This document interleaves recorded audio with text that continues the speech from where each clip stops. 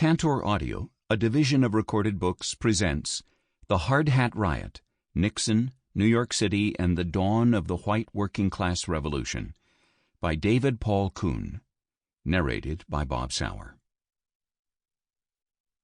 Introduction. I am seeking to rescue the poor stockinger, the Luddite cropper, the obsolete handloom weaver, the utopian artisan, and even the deluded from the enormous condescension of posterity.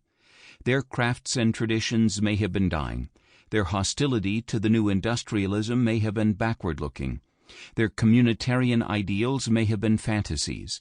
Their insurrectionary conspiracies may have been foolhardy.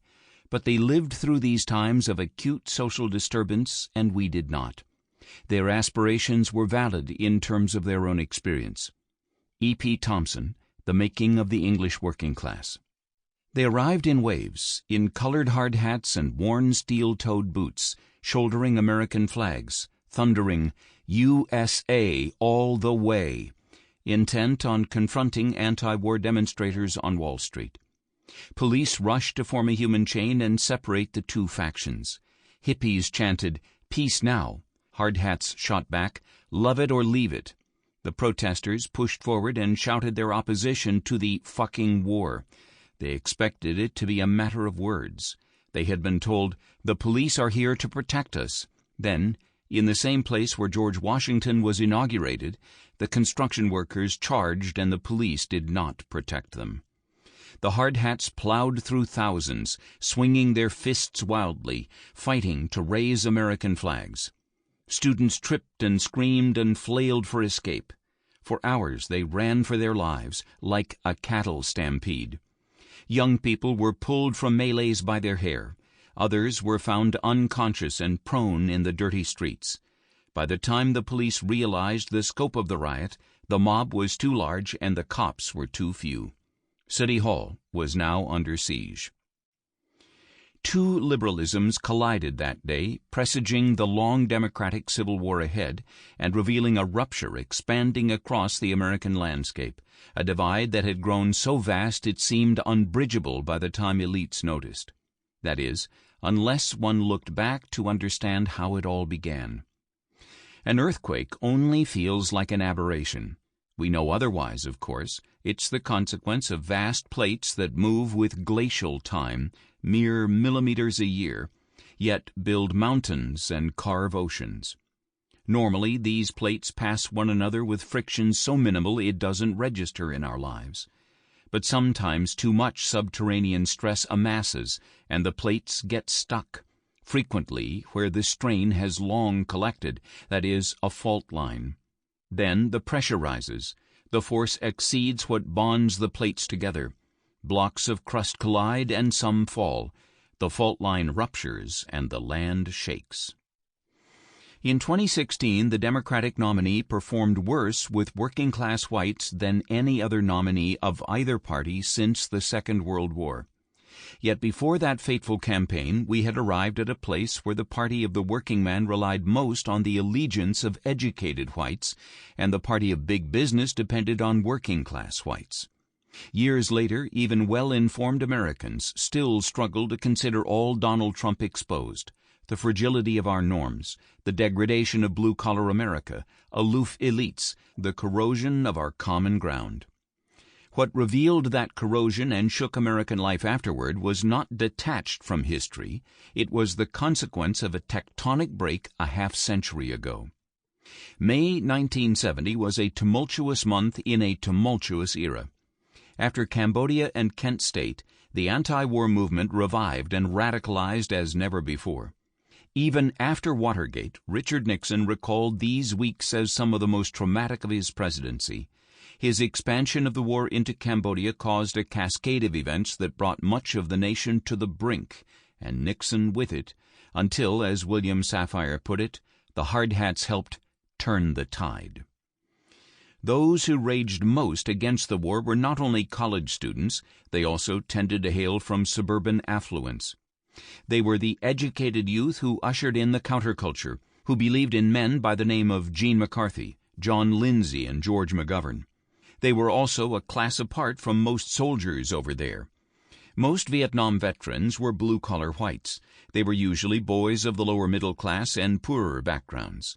Vietnam, unlike any war since at least the Civil War, asked the most of those who came from less. New York was still a blue-collar city at the dawn of the 1970s. The deindustrialization of America had hit it early and hard. The consequences for the city forecasted those for America. For a time, New York staved off the worst. There was a roaring national economy, a stock market bubble, a second skyscraper age remaking downtown. Thousands of tradesmen and laborers crowded into lower Manhattan for the work, including to build 2 colossal towers. It was a cold, rainy morning when hundreds descended those towers and other work sites between Battery Park and the Bowery. There was talk of it being their turn now, of reaching their boiling point. Some solely wanted to break heads. It was the era when FDR's everyman first turned against the liberalism that once had championed him, when Richard Nixon, more than any other, moved the Republican Party from blue bloods to blue collars and wrote the strategic playbook for GOP campaigns thereafter. It was when the New Left won popular culture, then the Democratic Party, but lost blue-collar whites along the way. And that conflict never burned brighter and more brutal than during the Hardhat Riot, when 2 archetypes of liberalism clashed, and the Democratic Party proved one of its casualties. The Hardhats won the day, but lost the long fight. Blue-collar whites' societal clout withered before their wages did, but that too was near. This book brings us back to when the middle class reached its apex in American life and working-class whites began their long march to less. The Hardhat Riot and what it inspired was not the turning point in the story of America's conservative party winning the working class, a peculiar tale when seen beside other developed nations in the second half of the 20th century. Few historic moments are without precedent. Few people change tides. But sometimes episodes capture an era and steer the current. Sometimes the contemporary can best be understood by the lessons of history, including one story that shifted history. We rarely recall the past linearly. Our memories feature the events that struck us for good and for ill. This is a book in part about the issues and episodic dramas that drove the hardhats to the streets, these men who became stand-ins for Nixon's silent majority, in the same year that Time magazine named Middle Americans its Person of the Year. This is also the story of a city, a mayor, a president, a people, and an era when the nation diverged, living different cultures, different wars, different economies, until the American experience became so fragmented that the singular became an anachronism. It was not even a year after Americans had landed on the moon. It was a time of big things. At the dawn of the 70s, however, those big things that had helped unite these states already felt like vestiges of a fading nation. It's unclear why the Hardhat Riot's story has gone untold until now. The thousands of pages of never-before-seen records, which served as the foundation of the riot's story, could have been accessed sooner by an industrious researcher. Histories of the era tend to note the riot as a flare of backlash, if they mention it at all. At the most contentious level, perhaps that stems from what all freshman history students learn, that winners write history. We think of that axiom in terms of the wars between nations, but it also applies to cultural conflicts within nations. There are other riots we associate with the era whose stories have been told. The Detroit riot, Attica, and Stonewall were fundamentally significant for what they symbolized. And as Stonewall reminds us, their full meaning is not always recognized in their time. Yet the Hardhat Riot resonates with the significance of presidents by the name of Reagan and W. and Trump. Modern liberalism and the innumerable books and films born of it capably depict the root causes that shaped contemporary democratic constituencies. Here is a book, not the book, just a book, that reaches back to Democrats' old constituency. This is a book about some of our history, of stories not yet fully told, that shaped American politics for more than a half-century after.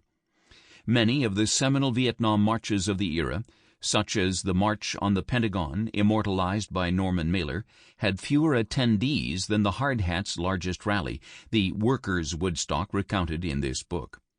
Or maybe this story is only now being told for simpler reasons. Episodes of the past sometimes require the present. Or is it, rather, that a difficult present compels a better understanding of what made it?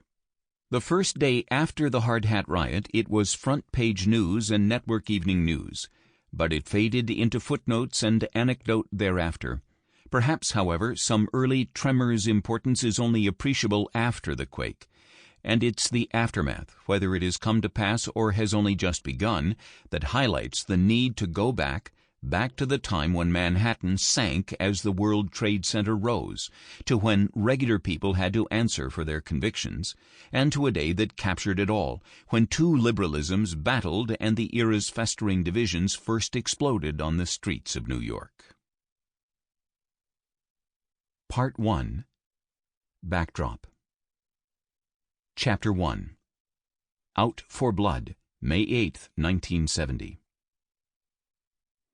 Protests had become common within the financial district's main plaza, where Wall Street and Broad Street cross beneath the New York Stock Exchange, the House of Morgan, the Bankers Trust Tower, and Federal Hall, the site of the first U.S. Congress and George Washington's inauguration. Wall Street, like other streets across the nation, has been rent by anti-war protests, the Wall Street Journal fumed in an editorial that morning. It was one of those cold, wet mornings common to the city in early May, when the temperature feels closer to winter than summer. Still, by 7:30, students emerged from subway tunnels at Broadway and Wall Street, at Chase Manhattan Plaza, and weaved their way through commuters and an avenue crowded with yellow taxis that tinged neon in the rain, their tailpipe vapor drifting into Manhattan's interminable smog. The students gathered to the south, mid-block. They had white armbands and held placards that read, "Now before it's never." More than 48,000 Americans were already lost to the war. Demonstrators rotated two abreast before the Stock Exchange's marble colonnade. They were kids just south and north of 20 years, soft-looking, pale, shaggy. Boys, serious but subdued, with cherubic faces hidden behind overgrown beards. Girls with little makeup and often center-parted long hair. The clothing was loose, worn, woolly, velveteen. They wore bell-bottoms, anti-war buttons on big lapels, a lot of glasses. There was a girl in a baby blue poncho, her black hair halfway down her small back. A boy with circular eyeglasses and a faded green military coat, muttering, "Death is war." A girl in a striped serape. Her anti-war placard hung off her neck. A long-haired boy played his harmonica. At least one black boy, natural hair, dark clothes. A white boy with an afro. Activists planned to close down Wall Street today once reinforcements arrived. For now they were mellow. Many held their arms aloft, fingering peace signs, chanting, "Peace now." Some sang, "Dow Jones is falling down," to the tune of London Bridge. A young man with an unkempt beard and beaked nose wore an inverted stainless steel pot on his head. Still, antipathy accompanied the sparse lightheartedness. At one point, two businessmen in beige raincoats hurried by the picketers. A young protester heckled, "Hey, how's the war profiting? Pretty good this week, huh?" A student leader looked fearful, police reported. He had heard construction workers plan to attack them. He reminded the cops that he had phoned them twice last night. The students would learn later that there had been other warnings. About 75 policemen were assigned to the area for today's rally. Deputy Chief Inspector Valentine Pfaffman told subordinates to be alert for clashes between hard hats and hippies. It was Friday, May 8, 1970. 4 days earlier, at Kent State in Ohio, 4 student protesters had been shot dead. One of the deceased hailed from a New York City suburb. The anti-war movement had dragged on for years. Still, the body bags came home. Still, young people were drafted. Still, powerful men told America, "We're winning." Still, the Vietnam War slogged on, and more boys died in a faraway land for a stalemate. Yet protesters believed Kent State was a turning point, that it clarified the stakes, that it was life or death for them too, that Americans would surely now champion their cause, that the war could finally end. Mayor John Lindsay believed that too. He was certain that the anti-war movement's opportunity was his own. Lindsay had closed the public schools for the day to encourage New Yorkers to reflect solemnly on the numbing events at Kent State and the fate of America, giving more than 1 million students the day off. The Roman Catholic schools, heavily blue-collar and ethnic, remained open. Advisers had urged Lindsay to also lower American flags citywide. Who could complain, mayoral aide Sid Davidoff thought. Nonviolent kids were shot by National Guardsmen. In recent days, however, there had been scattered confrontations south of City Hall. The anti-war movement's resurgence had riled local workmen. Thousands of construction workers were downtown.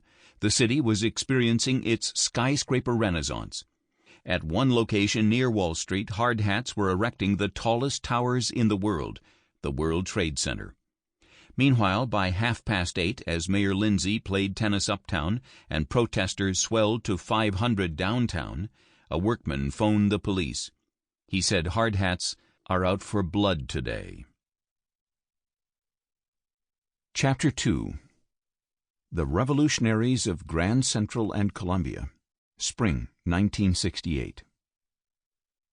In the canyons of downtown Manhattan, the Democratic Party's future would be bludgeoned by its past.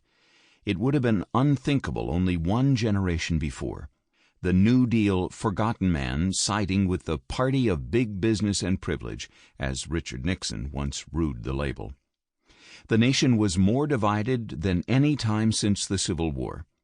But even a couple of years back, no one imagined that workers would attack students, that family men, long demanding law and order, would create anarchy, that the old Democratic Party would attack the new and Richard Nixon would seize the breach, that the silent majority would riot. At the time, few people of influence were troubled by class conflict. Fewer still expected it to boil over into mass violence. The chattering class worried about race wars. Would the president further escalate the real war? The media was obsessed with hippies, but the average American was neither impressed by the counterculture nor especially bothered about it. Hippies were considered apart from activism. The anti-war movement in its early years had echoed protests of earlier eras. People seemed to be always marching about something. What was changing happened gradually until it seemed that everything had changed, on television at least. There was no singular beginning. But in March 1968, all that did change seemed to still be beginning. Yippies plied newsmen with free coffee and Danish. Allen Ginsberg played a small one-octave organ and chanted, Hare Krishna, Krishna, Rama Krishna, Hare Krishna, Hare Rama. The Yippies' spokesman appeared distressed. It was an introduction. Newsmen, meet the new Youth International Party. No flower children they. Yippies were radicalized hippies, it was suggested. Theatrical rabble-rousers, it was already clear. As one speaker tittered, a yippie is what happens to a hippie when a cop hits him. The police would soon oblige. The Yippies were in Midtown Manhattan inside the nation's tallest hotel, courting publicity like ad men. They explained their plans for the 1968 Democratic Convention in Chicago. There was Allen Ginsberg, the bespectacled and black-bearded poet, coffeehouse famous, but also singers Judy Collins and Phil Oakes, and the revolutionary vanguard Jerry Rubin et al. Camera flashes flickered. Judy Collins said that Chicago would be a testimonial for life. Lest elders mock, the Washington Post noted that these were the people who set the tone in popular culture. The popular kids now promised political action. 250,000 youths would storm Chicago and 100,000 people may burn draft cards. As one yippie put it, we're going to Chicago not to drop out of society but to claim it as rightfully ours. But first, this Friday, they promoted a Yip-In at Grand Central Station, the city's transportation hub. The flyer promised a spring mating service celebrating the equinox. Mostly boys showed up. It was America's mutinous bourgeois youth, college-bred, proudly not uptight. By midnight, 3,000 youths crowded the main concourse. Long hair, sideburns, mop tops, turtlenecks, rectangular coats, jeans, beaded necklaces, floppy hats, striped and corduroy slacks. A fraction came in face-paint and costume, velvet capes, gowns, top hats, keffiyehs. Students spoke of ending the war. They also snake-danced, formed conga lines, hummed reveled beside radios. Hundreds of colored balloons floated up to the zodiac constellations of the vast domed cerulean ceiling. Atop one of the grand marble staircases, hippies unfurled a banner that read, "Liberty, Equality, Fraternity." Commuters dodged these Jacobins. Men in fedoras and skinny ties tarried for the spectacle. Clean-shaven cops in blue caps and long button coats kept back. Mayor Lindsay's staff had been warned. A few aides showed up. Their liaison was Yippie leader Abby Hoffman, a new left gadfly with a nasal New England accent, a thick nose and curly hair that ran long, like a female, to quote his FBI file. Hoffman's childhood had been upper middle class and idyllic, and he had been rebelling ever since. The year before, Hoffman and others rained cash down on the stock exchange trading floor. Brokers leapt to snatch the drifting dollar bills. 2 months later, about when the stock exchange erected a bulletproof glass barrier to prevent sequels, Hoffman, Ginsburg, and Rubin joined tens of thousands of others in Washington. They marched for immediate withdrawal from Vietnam. It was, for the most part, orderly, narrated one newsreel. A turtle-necked boy placed carnations in soldiers' rifle barrels, which became the day's iconic image. Norman Mailer, reporting in his celebrated book Armies of the Night, had words with a neo-Nazi. A U.S. Marshal slammed the Nazi against a wall.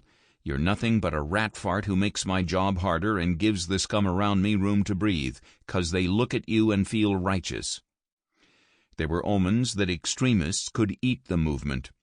The New York Times' James Reston described the march as taken over by the militant minority. He added, "It is difficult to report publicly the ugly and vulgar provocation of many of the militants.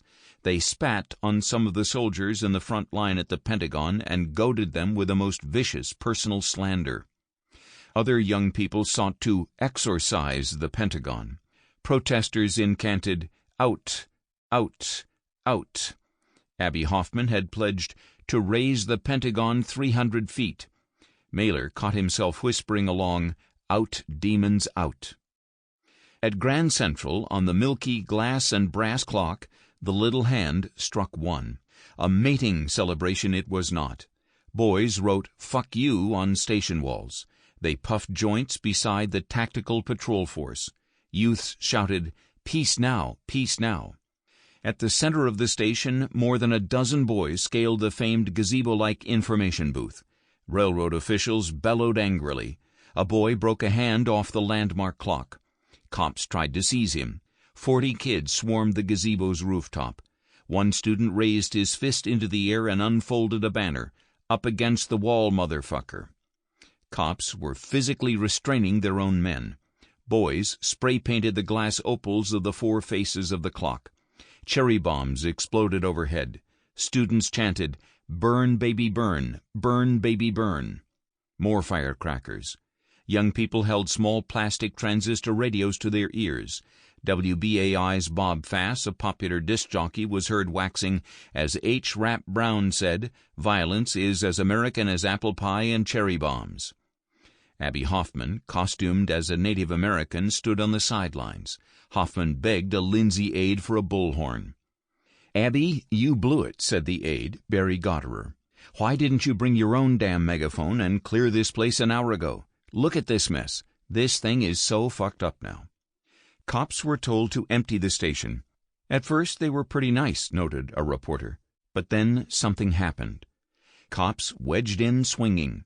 Batons clapped off heads and backs. Students fell and fled and shouted, "Fascist pig!" A Village Voice reporter was shoved into a glass door and cut on the forehead. The reporter saw a captain approach a hunched-over boy and crack his head against an iron-grated door, only for the boy to be charged with assault. Hundreds of young people gave Hitler salutes to the cops and shouted, "Sieg Heil." Abby Hoffman was struck by police batons and cowered into a fetal position. Yippies appropriated an anti-war chant to their circumstance. "Hell no, we won't go." Most were driven to the street like a cattle run. Jerry Rubin paced one corridor, stopping students fleeing the cops, asking if they thought the violence would impact plans for Chicago. In the main concourse, the marble floor was left littered and blood-stained. Balloons, stenciled with "Yippee," still floated at the celestial ceiling. Said one observer, "A hell of a way to run a railroad." "Political activism new hippie thing," headlined the Times. The paper of record pondered whether the yip-in signaled a new turn in the hippie movement toward activism. The Washington Post quoted one onlooker, "This is a preview of what Chicago is going to look like."